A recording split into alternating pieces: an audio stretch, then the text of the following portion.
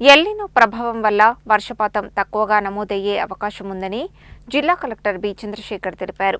ఈ నేపథ్యంలో జిల్లాలో ప్రజలకు తాగునీటి ఇబ్బందులు తలెత్తకుండా పగడ్బందీ చర్యలు చేపట్టాలని అధికారులను ఆదేశించారు.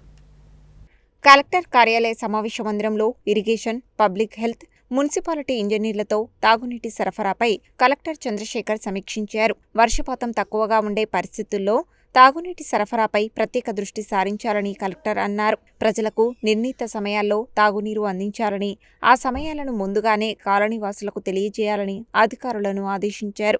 నీటి సరఫరా పైప్లైన్లలో లీకేజీలు లేకుండా ఇంజనీర్లు నిరంతరం పర్యవేక్షించాలని, లీకేజీలు గుర్తించిన వెంటనే మరమ్మతులు చేపట్టాలని తెలిపారు. ప్రతి వారం తాగునీటి సరఫరాపై కార్యాచరణ ప్రణాళిక రూపొందించుకొని అమలు చేయాలని సూచించారు.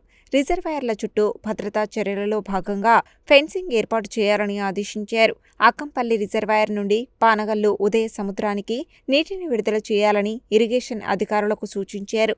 లైనింగ్ పనుల కారణంగా నీటి సరఫరాకు ఆటంకం కలగకుండా వారం రోజుల పాటు పనులను నిలిపివేయాలని, అవసరమైన మేర నీటి నిల్వలు నిండిన తర్వాత తిరిగి పనులు ప్రారంభించుకోవాలని కలెక్టర్ తెలిపారు. తాగునీటి సరఫరాలో ఎటువంటి అంతరాయం లేకుండా ఇరిగేషన్, పబ్లిక్ హెల్త్, మున్సిపాలిటీ శాఖల అధికారులు సమన్వయంతో పనిచేయాలని కలెక్టర్ ఆదేశించారు. ఈ సమావేశానికి స్థానిక సంస్థల ఇన్ఛార్జ్ అదనపు collector Premkaran Reddy, RDO Ashok Reddy, EE Nehru Nayak, SC Nageswara Rao, John Nayak, municipal EE Venkateswarlu, డీఈలు, ఇంజనీర్లు హాజరయ్యారు.